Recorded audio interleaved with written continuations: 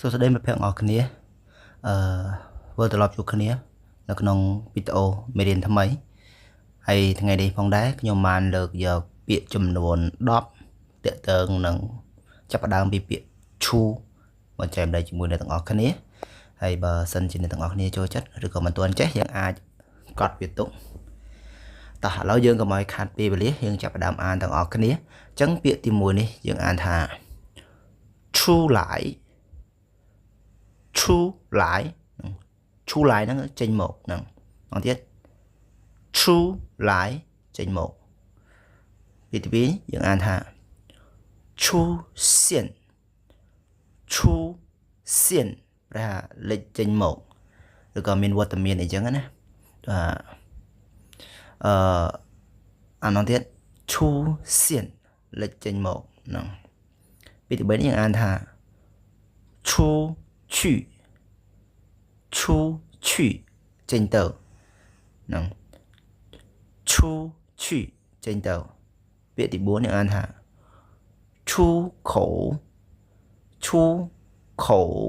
ប្រែច្រកចេញឬក៏នាំចេញបើថ្នាក់ជានាមខ្ញុំប្រែថាច្រកចេញបើវាកិរិយាសព្ទប្រែនាំចេញនាំតំណែងចេញចូលអញ្ចឹងណានឹងអាននិយាយពាក្យឈូខោអញ្ចឹងពាក្យទី5នេះយើងអានថាឈូហ្វាប្រែចេញដំណើរហ្នឹងយើងចេញដំណើរទៅភ្នំពេញទៅអីចឹងណាឥឡូវទៀតយើងពេលណាទើបចេញដំណើរ什么时候出发ហ្នឹងយើងអាចនិយាយចឹងបានទាំងណាតោះឥឡូវយើងមើលពាក្យទី6និងដល់ពាក្យទី10អញ្ចឹងឥឡូវពាក្យទី6នេះយើងអានថាឈូស៊ីវត្តមានពាក្យទី7នេះយើងអានថាឈូសឹង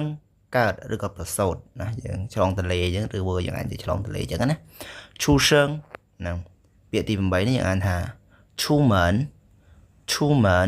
ចេញក្រៅហ្នឹងម្ដងទៀតឈូមែនចេញក្រៅពាក្យទី9ឈូសូ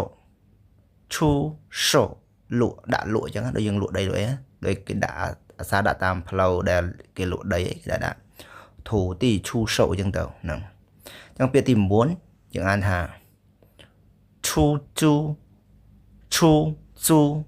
លហ្នឹងដាក់ជួលដូចជាដីអញ្ចឹងធូទីឈូឬក៏ឈូធូទីក៏បានដែរហ្នឹងអញ្ចឹងថ្ងៃហ្នឹងពាក្យយើងមកចែកម្លែកជាមួយអ្នកនរគ្នាគឺបានធ្វើហ្នឹងចំនួន10ពាក្យហើយសង្ឃឹមថាពាក្យទាំងអស់នេះអាចជួយដល់អ្នកទាំងអស់គ្នាក្នុងការធ្វើការងារឬក៏ការរៀនសូត្ររបស់អ្នកទាំងអស់គ្នាអញ្ចឹងអរគុណច្រើនជួបគ្នាក្នុងវីដេអូក្រោយ